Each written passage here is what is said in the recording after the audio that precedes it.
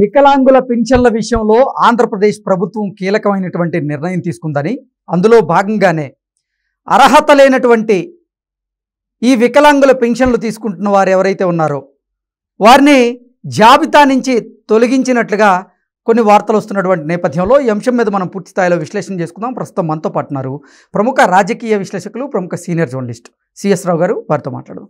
Sir నమస్తే. Sir నమస్తే. వికలాంగుల పెన్షన్ల విషయంలో ఆంధ్రప్రదేశ్ ప్రభుత్వం ఒక కీలకమైనటువంటి నిర్ణయం తీసుకుందని, అందులో భాగంగానే అర్హత లేనటువంటి వికలాంగులు ఎవరైతే ఉన్నారో వారికి పెన్షన్లను తొలగిస్తూ ఇప్పుడు ఆంధ్రప్రదేశ్ ప్రభుత్వం నిర్ణయం తీసుకున్నట్లుగా కొన్ని వార్తలు వస్తున్నాయి. అంటే అసలు అర్హత లేని వాళ్ళు కూడా వికలాంగుల పేరిట పెన్షన్లు తీసుకుంటున్నారని అది ప్రభుత్వం గ్రహించి వారి పెన్షన్లను తీసివేసినట్లుగా కొన్ని వార్తలు వస్తున్నాయి.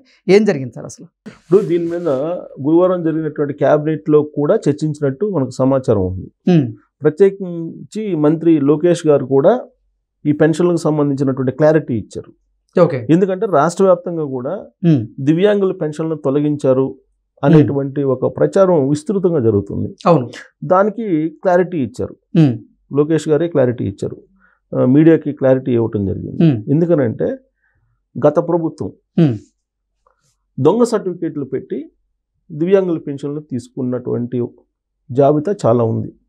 దాంట్లో వైఎస్ఆర్ కాంగ్రెస్ పార్టీ కార్యకర్తలు ఎక్కువ మంది ఉన్నారు అనేది కంప్లైంట్స్ వచ్చినాయి ప్రభుత్వం దగ్గరికి అనేది ఒక సమాచారం. ఓకే. దాంట్లో కూడా నీకు దివ్యాంగులకు సంబంధించి ఎక్కువ పెన్షన్లు అన్ని నియోజకవర్గాల కంటే కూడా పులివెందుల నియోజకవర్గంలోనే ఎక్కువ ఉన్నాయి. ఓకే. మరి నిజంగా దివ్యాంగుల నిజంగా దివ్యాంగులు ఉంటే కనుక ఖచ్చితంగా ఆదుకోవాల్సిందే. దాంట్లో ఎలాంటి రాజీ అవసరం లేదని చెప్పి మంత్రి లోకేష్ గారే చెప్తున్నారు. పార్టీలకు అతీతంగా నిజమైనటువంటి దివ్యాంగులు ఉంటే కనుక ఖచ్చితంగా పెన్షన్ ఇస్తాము అని చెప్పి చెబుతున్నారు. ఇప్పుడు తొలగించారు, దాదాపు 1,20,000 తొలగించారని చెప్పి అంటున్నారు. అయితే ఎంతమందిని తొలగించినప్పటికి కూడా తొలగించినటువంటి వాళ్ళ జాబితా గ్రామ వార్డు సచివాలయాల్లో డిస్ప్లే చేశారు. ఓకే. అక్కడ పోయి తెలుసుకొని మీరు నిజంగా గనక అర్హులైతే మీరు మళ్ళీ అప్లై చేయండి. అక్కడ గ్రామ వార్డు సచివాలయాల్లో పరిశీలించి అర్హులైతే కనుక ఖచ్చితంగా మళ్ళీ మీకు పెన్షన్ వచ్చే ఏర్పాట్లు చేస్తామని చెప్పారు. అయితే ఇది ఎకాఎకన అడ్డగోలుగా పెన్షన్లు తీసేలా, అంటే కేవలం దివ్యాంగులకు సంబంధించినటువంటి, అది కూడా అర్హత లేనటువంటి దివ్యాంగుల పెన్షన్లు మాత్రమే తొలగించబడ్డాయి. అర్హత లేనటువంటి దివ్యాంగులకు సంబంధించిన పెన్షన్లు మాత్రమే తొలగించబడ్డాయి. అది కూడా ఏదో ఒక రోజులో తొలగించరా, దీనికి దాదాపు ఒక 4 రోజుల క్రితం నుంచి కూడా సైంటిఫిక్గా 2-3 నెలలు కసరత్తు చేసి పరిశీలించి గ్రాస్ రూట్ లెవెల్లో ఈ సదరం సర్టిఫికేట్లు అని ఉంటాయి సార్. అంటే డాక్టర్ దగ్గర తీసుకొస్తారు, మేము వికలాంగులమే అని చెప్పేసి. ఆ సదరం సర్టిఫికేట్లు ఎవరు ఇచ్చారు, ఎంత పర్సెంటేజ్ ఉందని చెప్పి ఇచ్చారు, దివ్యాంగు అంటే ఎంత వైకల్యం ఉందని చెప్పి ఇచ్చారు. ఇవన్నీ పరిశీలించిన తర్వాత ఆ పర్టికులర్ పర్సన్ కూడా పిలిచి మాట్లాడి ఎంక్వైరీ చేసిన తర్వాత మాత్రమే తొలగించడం జరిగింది. అడ్డగోలుగా తొలగించలా.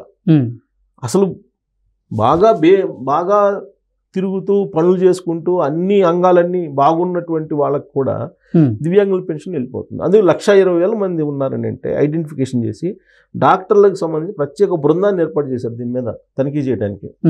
డాక్టర్ల బృందం, ఏదో ఒక్క డాక్టరే కాదు, డాక్టర్ల బృందం వెళ్ళి క్షేత్రస్థాయిలో తనిఖీలు చేసి అనర్హులైనటువంటి వాళ్ళని ఈ జాబితా నుంచి తొలగించారు. ఇలా తొలగించినటువంటి వాళ్ళ 1,20,000 మంది ఉన్నారని చెప్పేసి చెప్తున్నారు.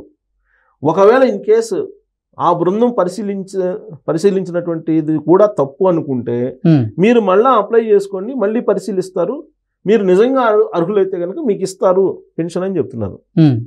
ఇప్పుడు ఎందుకు అది గత ప్రభుత్వం 2,250 అను 2,600 రూపాయలు అలా దివ్యాంగులకు పెన్షన్ ఇస్తా వచ్చింది. ఇప్పుడు ఒకసారిగా 6,000 చేశారు. పూర్తి వైకల్యం ఉంటే కనుక 10,000.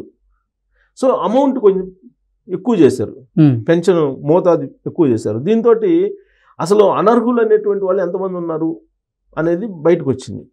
అనర్హులు చాలామంది ఉన్నారనేది గవర్నమెంట్ మారిన తర్వాత కంప్లైంట్స్ వచ్చినాయి. ఎందుకు వచ్చినాయి ఆ కంప్లైంట్స్ అంటే, ఆ రోజున వైఎస్ఆర్ కాంగ్రెస్ పార్టీకి సంబంధించినటువంటి వాళ్ళు కొంతమంది ఈ దొంగ సర్టిఫికేట్లు పెట్టి ఆ పెన్షన్లు తీసుకున్నారు అనేది ఎక్కువ వచ్చినటువంటి కంప్లైంట్స్ ప్రభుత్వం దగ్గర. అందుకు దాని మీద డాక్టర్ల బృందాన్ని ఏర్పాటు చేసి గ్రామ వార్డు సచివాలయాల పరిధిలో వాళ్ళకు సదరం సర్టిఫికేట్లు ఇచ్చారు కదా, మెడికల్ సర్టిఫికేట్స్. ఆ సర్టిఫికేట్స్ ఏంటి, వాటిని పరిశీలించిన తర్వాత అవి ఎంతవరకు నిజము అనేది చూడండి, చూసి అర్హులు ఎవరైతే ఉన్నారో వాళ్ళకి ఇవ్వండి, అనర్హులు తీసేయండి అని చెప్పారు. ఓకే, ఇది ఏదో పార్టీలకి సంబంధించి స్క్రూటినీ కాదు, పార్టీలకు అతీతంగానే చూసి స్క్రూటినీ చేసినటువంటి జాబితా ఇది. అందుకే దాని మీద క్లారిటీ ఇచ్చారు, లోకేష్ గారు ప్రత్యేకంగా క్లారిటీ ఇచ్చారు. సో సంక్షేమం అనేది ఖచ్చితంగా ఉండాలి అనేది చంద్రబాబు నాయుడు గారు చెప్తున్నారు. ఒకవైపు సంక్షేమం, మరొక వైపు అభివృద్ధి, ఈ రెండు సమాంతరంగా తీసుకెళ్తాను నేను అని చెప్తున్నారు ఆయన. అయితే సంపదను సృష్టించి ఈ సంపదను పేదలకు పంచుతానని చెప్తున్నారు. కాబట్టి సంక్షేమం ఉండాలని చెప్తున్నారు. తెలుగుదేశం పార్టీ కూడా సంక్షేమాన్ని మొదటి నుంచి కూడా అమలు చేస్తూ వస్తుంది, సంక్షేమ పథకాలను. అసలు ఎన్టీ రామారావు గారే కూడు గుడ్డ నీడ అనేటువంటి కాన్సెప్ట్లో సంక్షేమ పథకాలని ఫస్ట్ టైం ప్రజల్లోకి బలంగా తీసుకెళ్ళింది తెలుగుదేశం పార్టీ. ఆ రోజు ఎన్టీ రామారావు గారు ఆయన ఆ రోజు పెట్టిన సంక్షేమ పథకాలని ఇంకా మరింత ఎఫెక్టివ్గా అమలు చేస్తూ ఇప్పుడు చంద్రబాబు నాయుడు గారు తెలుగుదేశం పార్టీని ముందుకు తీసుకెళ్తున్నారు.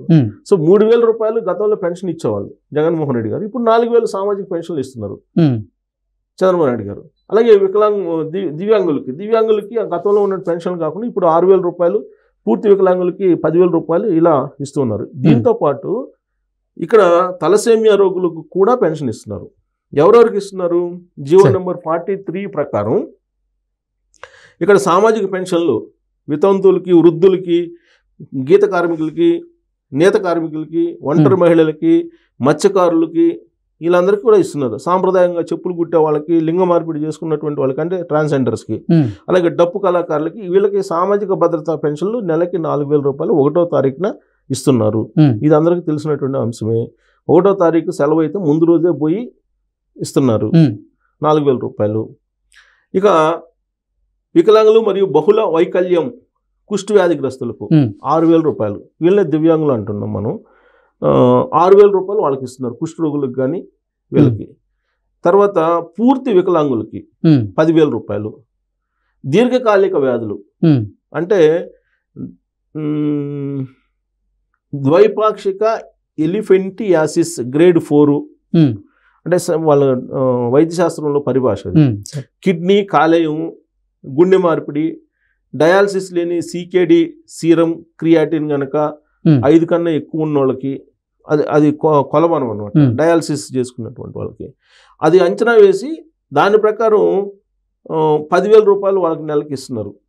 అలాగే ప్రభుత్వం, అలాగే ఈ ప్రభుత్వ ఆసుపత్రుల నెట్వర్క్లో ఉండేటువంటి సెంటర్స్లో డయాలసిస్ చేసుకునేటువంటి వెసులుబాటు వాళ్ళకి కనిపిస్తున్నారు. దీర్ఘకాలికంగా ఈ కిడ్నీ ప్రాబ్లమ్స్ ఉన్నటువంటి వ్యాధిగ్రస్తులకు నెలకు 10,000 రూపాయలు ఇస్తూ ఉన్నారు. ఇది సంక్షేమ కార్యక్రమం చేస్తున్నారు. దీంట్లో అనర్హులు జొరబడ్డారు. అది దారుణం కదా, అనర్హులు జొరబడ్డారు. ఈ అనర్హులు జొరబడి ఈ పెన్షన్ సంక్షేమ పథకాలని వాళ్ళు అనుభవిస్తున్నారు. సో ఇది గనక ఇలా అనర్హులు కొనసాగుతూ పోతే గనక అసలైనటువంటి వాళ్ళు అర్హులకి గనక ఇవ్వకపోతే, అనర్హులకు గనక వెళ్ళిపోతే అది అర్హులకు అన్యాయం జరిగే అవకాశం. సో అందుకల్లా స్క్రూటినీ చేస్తున్నారు. ఇప్పుడు ఎక్కడ దాకా సామాజిక పెన్షన్లే తీసుకుందాము. సామాజిక పెన్షన్లో ట్యాక్స్ కట్టే వాళ్ళు ఎలిజిబిలిటీ కాదు, 15 ఎకరాల కన్నా ఎక్కువ ఉన్న వాళ్ళు ఎలిజిబిలిటీ కాదు. అలాగే విద్యుత్తు దాన్ని 200 యూనిట్లు 300 యూనిట్లో పెట్టారు, అందుకన్నా ఎక్కువ కలిసే వాళ్ళు ఎలిజిబిలిటీ కాదు. ఇలా కొన్ని క్రైటీరియాస్ పెట్టారు. ఆ క్రైటీరియానికి లోబడి ఉంటేనే మీకు ఎలిజిబిలిటీ. అలా కాదు, నేను ట్యాక్స్ పేయర్ని, నాకు ఒక 15 ఎకరాల పైన పడి ఉంది, నేను మోతుబడి రైతుని, అయినా కానీ నాకు పింఛన్ రావట్లేదు అంటే పింఛన్ ఎలా వస్తుంది? సంక్షేమ పథకాలు ఎవరికి? బిలో పావర్టీ లేని దానికి ఒక కొలమానం ఉంది. ఆ కొలమానానికి కరెక్ట్గా ఉంటేనే వస్తుంది. నీకు అబోవ్ పావర్టీ లైన్ ఉన్నప్పుడు నీకు పింఛన్ ఎలా వస్తుంది? ఎగ్జాక్ట్లీ. అసలు అది అనర్హులకి ఇవ్వడం కూడా కరెక్ట్ కాదు కదా, అది భారమే కదా. ట్యాక్స్ పేయర్స్ కూడా పింఛన్ ఇచ్చే పని అయితే ఇక్కడ రాష్ట్ర బడ్జెట్ సరిపోదు. సో కాబట్టి అనర్హులకి ఇవ్వడం అనేది సబబు కాదు. అర్హులకి ఖచ్చితంగా ఇవ్వాలి. అర్హులకి ఎవరైనా అర్హులు ఉండి మీకు పింఛన్ రాకపోతే ఖచ్చితంగా మళ్ళీ మేము పరిశీలించి ఇస్తామని చెప్పి లోకేష్ గారు చెప్తున్నారు. సో ఇదంతా కూడా కావాలని వైఎస్ఆర్ కాంగ్రెస్ పార్టీ చేస్తున్నటువంటి దుష్ప్రచారం కింద తెలుగుదేశం పార్టీ భావిస్తుంది. ఇది పెన్షన్ల విషయంలో, సామాజిక పెన్షన్ల విషయంలో కానీ, లేదా దివ్యాంగుల పెన్షన్ల విషయంలో కానీ తొలగించకపోయినా కానీ తొలగించినట్టు డైవర్ట్ చేస్తుంది. క్లియర్గా జాబితాని అనౌన్స్ చేసాం గ్రామ వార్డు సచివాలయాల్లో, అక్కడ పోయి చూసుకోవచ్చు అని చెప్తున్నారు. ఇప్పుడు తొలగించినటువంటి జాబితాలో తెలుగుదేశం పార్టీ వాళ్ళు కూడా ఉన్నారని చెప్పి లోకేష్ గారు చెప్తున్నారు. ఇప్పుడు పార్టీలకు అతీతంగా మేము చేసాము, కాకపోతే మీరు లిస్టు చూసుకొని దాంట్లో తెలుగుదేశం వాళ్ళు ఉన్నారా లేదో కూడా ఐడెంటిఫై చేసుకోవచ్చు. ఆ గ్రామంలో తెలుస్తుంది కదా ఎవరికైనా, పార్టీల పరంగా చేశారా లేదంటే నిబంధనల ప్రకారం చేశారా అనేది తెలుస్తుంది కదా అది. సో కాబట్టి నిబంధనల ప్రకారమే చేసాము. ఎవరైనా ఒకవేళ ఇన్ కేస్ అర్హులై ఉండి కూడా పింఛన్ పొందలేకపోతే మీరు అక్కడ అప్లై చేయండి, దరఖాస్తు పెట్టండి, మళ్ళీ పరిశీలించిస్తామని చెప్పి చెబుతున్నారు. కాబట్టి ఇది ఒక శాస్త్రీయబద్ధంగా చేసినటువంటి కార్యక్రమం కింద మనం చూడాలి. Okay sir, thank you so much. Thank you.